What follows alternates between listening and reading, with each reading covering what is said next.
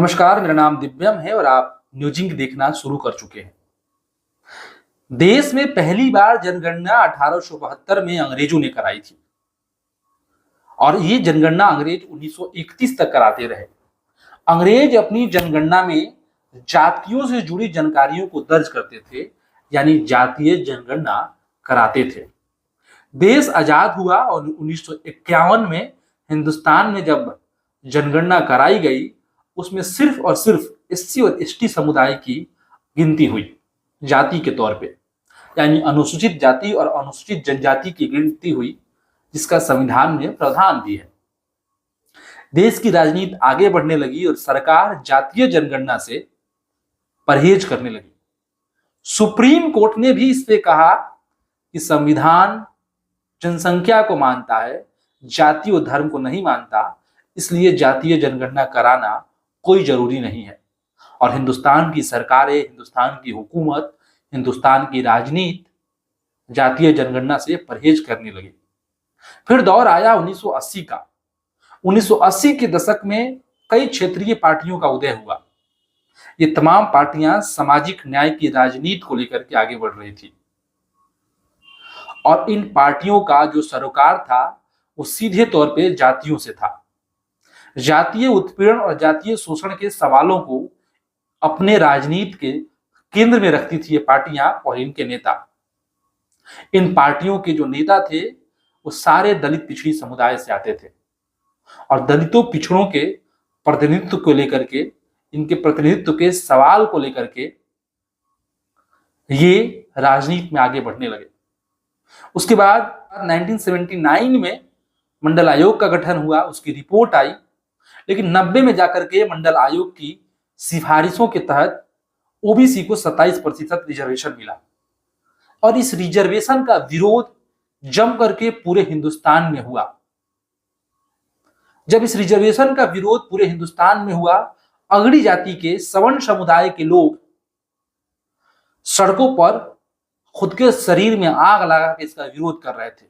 वो किसी भी कीमत पर पिछड़े समुदाय को किसी भी तरीके का रिजर्वेशन देने के खिलाफ थे। वो किसी भी कीमत पर नहीं देना चाह रहे थे, लेकिन उसके बावजूद ओबीसी को 27% रिजर्वेशन मिला। जब इन क्षेत्रीय पार्टियों का उदय हुआ, जिनका सरोकार सामाजिक न्याय की राजनीति से है, जिनका सरोकार जातीय शोषण के सवालों से था, जिनके राजनीति के केंद्र में जातियां हुआ करती थी, इनके दबाव से हिंदुस्तान में जातीय जनगणना की मांग उठने लगी। 2011 आते आते केंद्र की कांग्रेस सरकार को जातीय जनगणना कराने की मांग स्वीकारनी पड़ी, लेकिन सर्वेक्षण हुआ, रिपोर्ट आई और वो रिपोर्ट कभी भी, उसके आंकड़े जो थे बाहर नहीं आए, लागू नहीं किए गए। लेकिन अब भाजपा की सांप्रदायिक और उग्र हिंदुत्व की राजनीति के खिलाफ जब सामाजिक न्याय की ताकतें रिजर्वेशन की सीमा बढ़ाने और जातीय जनगणना कराने, उसके रिपोर्ट को लेकर के आने की राजनीति को केंद्र में रखी हुई है, उसके खिलाफ उसके बरक्स इस राजनीति को खड़ा की हुई है। और उस दौर में जब केंद्र की मोदी सरकार जातीय जनगणना कराने के विचार को अर्बन नक्सल विचार, देश को बांटने वाला विचार, हिंदुओं के विभाजन करने वाला विचार मानते रहा हो और सीधे तौर पर इससे इनकार करते रहा हो, और अचानक से केंद्र सरकार की कैबिनेट ये फैसला लेती है कि हिंदुस्तान में जातीय जनगणना करवाया जाएगा, तो इसके कई मायने निकलते हैं। इसे तो पहले सीधे तौर पर सामाजिक न्याय की राजनीति के जीत के बतौर देखा जा रहा है कि केंद्र की मोदी सरकार को, भाजपा को और आरएसएस को अपने स्टैंड में, अपने पोजीशन में बदलना पड़ा और सामाजिक न्याय की दबाव, सामाजिक न्याय की राजनीति को कि उसके दबाव से पीछे हटना पड़ा। क्योंकि इस दौर में कांग्रेस भी अपने आप को सामाजिक न्याय की राजनीति को लेकर के आगे बढ़ रही है। कांग्रेस, राहुल गांधी लगातार जातीय जनगणना कराने के सवाल को प्रमुखता से उठाते रहे हैं और जब केंद्र की सरकार आज जातीय जनगणना की फैसला लेकर के आई है, तो राहुल गांधी का वीडियो तेजी से वायरल हो रहा है, जिसमें वो बहुत तेवर के साथ, बहुत बड़ी प्रखरता के साथ संसद में और संसद के बाहर जातीय जनगणना के सवाल पर खुले तौर पे बोल रहे हैं और अब क्रेडिट लेने की होड़ भी मची हुई है। क्षेत्रीय पार्टियों के बीच, कांग्रेस के बीच और कांग्रेस के भी बीच। अब सवाल यहां से उठता है कि भारतीय जनता पार्टी ने आखिर क्यों, आरएसएस ने आखिर क्यों जातीय जनगणना कराने का फैसला लिया है। एक तो बिहार चुनाव है और बिहार चुनाव के संदर्भ में जिस तरीके से पिछले लोकसभा चुनाव में सामाजिक न्याय की ताकतें और इन्हीं क्षेत्रीय पार्टियों ने भाजपा की राजनीति पे, भाजपा के जो अजय रथ बढ़ रहा था उस पे अंकुश लगाया, तो भाजपा के भीतर एक डर पैदा हो गया है। और बिहार में लंबे समय से भारतीय जनता पार्टी अपनी अकेले की सरकार, ड्राइविंग सीट पर बैठ करके सरकार चलाने को लेकर के ख्वाब पाली हुई है और उसका सपना अभी तक सपना है जो भारतीय जनता पार्टी के नेताओं के मुख से गाहे बगाहे निकलते रहता है। बिहार को किसी भी सूरत में जीतना चाहती है बीजेपी, क्योंकि बिहार के जीतने के बाद देश की राजनीति में उसे कुछ भी करने का सर्टिफिकेट मिल जाएगा। उसकी तानाशाही को, उसके उग्र हिंदुत्व को बंगाल, झारखंड तक ले जाने के लिए सर्टिफिकेट मिल जाएगा और बिहार जीत करके वो दिखाना चाहेगी कि अब हम अजय हैं। लेकिन बिहार में सामाजिक न्याय की राजनीति इतनी मजबूत है कि सरकार को, बीजेपी को यह फैसला लेना पड़ा है। अब यहां से सवाल उठता है कि क्या ये सिर्फ और सिर्फ जो स्टैंड में बदलाव हुआ है जिसका विरोध सवर्ण समुदाय खुले तौर पे करने लगा है।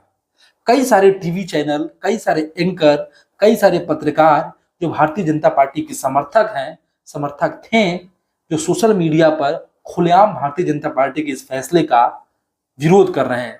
अभी तक मोदी सरकार के किसी भी तरह के फैसले का मास्टर स्ट्रोक मानना, कोई भी मोदी सरकार निर्णय लेती थी उसके समर्थन में उतर जाते थे, कोई किसी उसके समर्थन में उतर जाते थे और सोशल मीडिया पर गंद मचाए रखते थे। लेकिन इस फैसले का विरोध सवर्ण समुदाय, भाजपा समर्थक सवर्ण समुदाय भी विरोध कर रहा है। तो अब यहां से सवाल उठता है कि जातीय जनगणना करा लेने से क्या भारतीय जनता पार्टी को बिहार में वोट मिल जाएगा? बिल्कुल नहीं मिलेगा। बिहार में भारतीय जनता पार्टी जब सामाजिक न्याय की धाराओं से टकराएगी तो मामला सिर्फ आरक्षण, जातीय जनगणना का नहीं है, जातीय जनगणना से आगे का भी मामला है। इससे यह पता चलेगा कि किन जातियों की क्या स्थितियां हैं, इससे यह पता चलेगा कि संसाधन किसके पास कितने हैं, क्योंकि सिर्फ जातियों के गिरने का मसला नहीं है। भारतीय जनता पार्टी ये भी चालाकी कर सकती है कि सिर्फ कितनी जातियों की कितनी संख्या है ये बता दे, लेकिन सिर्फ जातीय जनगणना कराना जातीय संख्या गिनना भर नहीं है, जातियों की संख्या गिनने भर का मामला नहीं है। जातीय जनगणना कराना उनके आर्थिक और सामाजिक स्थिति का भी पता लगाना है कि किनके पास कितना संसाधन है।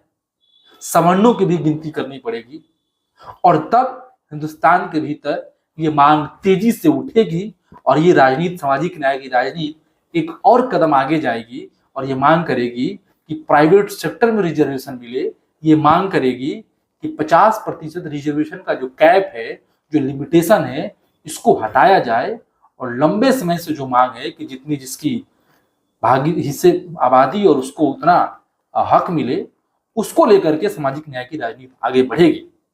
तो भारतीय जनता पार्टी की ये राह इतनी आसान नहीं है कि सिर्फ ये कह देना है कि हम राजनीति कराएंगे, हम जनगणना कराएंगे और उसके बदौलत अपने उग्र हिंदुत्व, हिंदुइज्म और सांप्रदायिकता की राजनीति के छतरी में तमाम दलित और पिछड़े समुदाय को लेकर के आया जा सके। तो सवाल सिर्फ गणना का नहीं है, सवाल उनके आर्थिक और सामाजिक स्थिति भी जानने का है। तो अब जब केंद्र सरकार बैकफुट पर गई है, नरेंद्र मोदी लगभग तीसरी बार अगर कहा जाए कि बैकफुट पे गई है, जो अपने आप को बहुत मजबूत 56 इंच के सीने से जो नरेंद्र मोदी की छवि गढ़ी गई है, एक तो किसान आंदोलन के समय, दूसरा सीएनआरसी के बिल के समय और तीसरा ये जातीय जनगणना के सवाल पर। तो जातीय जनगणना के सवाल सामाजिक न्याय की राजनीति की और पूरे इंडिया गठबंधन के जो विपक्ष का गठबंधन है उसकी नीतिगत तौर पर जीत है। जो आरएसएस, जो भारतीय जनता पार्टी के नेता खुले तौर पर संसद में आज तक इस बात का विरोध कर रहे थे कि जनगणना कराना, हिंदुस्तान को बांटना अर्बन नक्सल विचार है, वो कैसे इस पूरे तर्क के साथ आएंगे, ये भी देखने की बात है। प्रधानमंत्री खुद इस विचार को प्रधानमंत्री खुद इस विचार का खंडन करते रहे हैं कि जातीय जनगणना की कोई जरूरी नहीं है। लेकिन अब ये देखना है कि केंद्र सरकार क्या आगे क्या करती है। भारतीय जनता पार्टी और आरएसएस अपनी स्ट्रेटेजी में, ये पॉलिसी लेवल के स्ट्रेटेजी में जिस तरीके के बदलाव लाए हैं, इसमें आगे वो कौन सा पहलकदमी लेती है और क्या ये जातीय जनगणना कराने की जो बात कही गई है, क्योंकि जनगणना खुद पहले से लंबित है और जब लंबित जनगणना है तो जातीय जनगणना कब कराएगी, क्या परिसीमन कराने से पहले करा दी जाएगी, क्या इसका लाभ भारतीय जनता पार्टी को बिहार के चुनाव में मिलेगा या फिर सामाजिक न्याय की ताकतें जो अपने एजेंडे पर जीती हैं या आगामी दिनों में बिहार के चुनाव में भाजपा को रोक भी पाएंगी कि नहीं, ये देखने वाला मामला है। आपका हमारा ये वीडियो कैसा लगा और आप जातीय जनगणना पर भाजपा ने जो स्टैंड लिया है इस पर आप क्या सोचते हैं, आप कमेंट करके जरूर बताएं। फेसबुक पर देख रहे हैं तो पेज को लाइक कीजिए और यूट्यूब पर देख रहे हैं तो चैनल को सब्सक्राइब कीजिए। बहुत बहुत धन्यवाद।